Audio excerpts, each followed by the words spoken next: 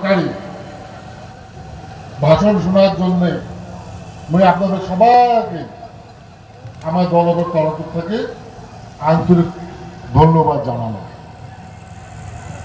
ভাষণ তো মেলা শুনলেন, এরা বোধহয় হেলিকপ্টারও ছাড়ছে অল্প সময়ের ভিতরে শেষ করে।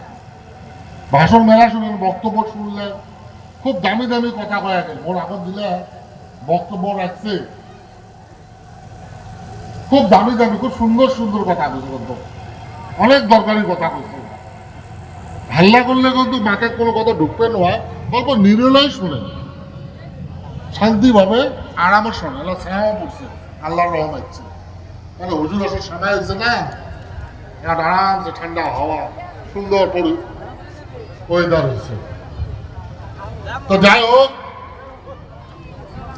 এই পাশে বাবা অল্প পড়ে, অল্প পড়ে, অল্প এই পাশে স্টেজের এই পাশে, এই পাশে পানি এলা, পানি এলা, তুই অল্প তুই অল্প অল্প একটু পড়া দিস, গালা শুকা দেখো, ওই শুকের ব্যবস্থা করবে লিখছো, তুই অল্প পানি অল্প।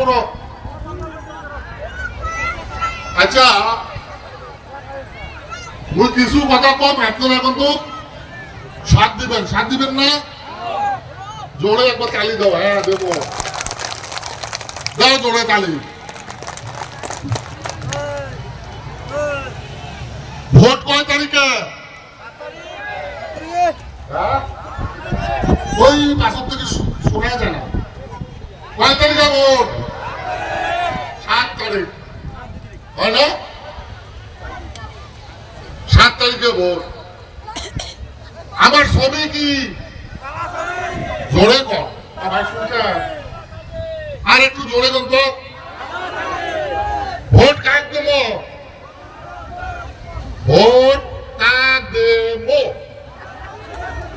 তালা চা, হ্যাঁ তালা চাবি হুজুর।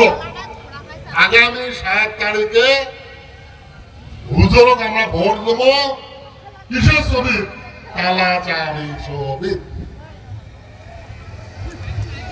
হুজুরক ম্যানেজ করা যাবে না যাইবে? এই ওই যতগুলো মিটিং দাঁড়ালো, ইনশাআল্লাহ ফার্স্টে কিন্তু হুজুর না আসছিল, অনেকদিন ফিল খালি আছে।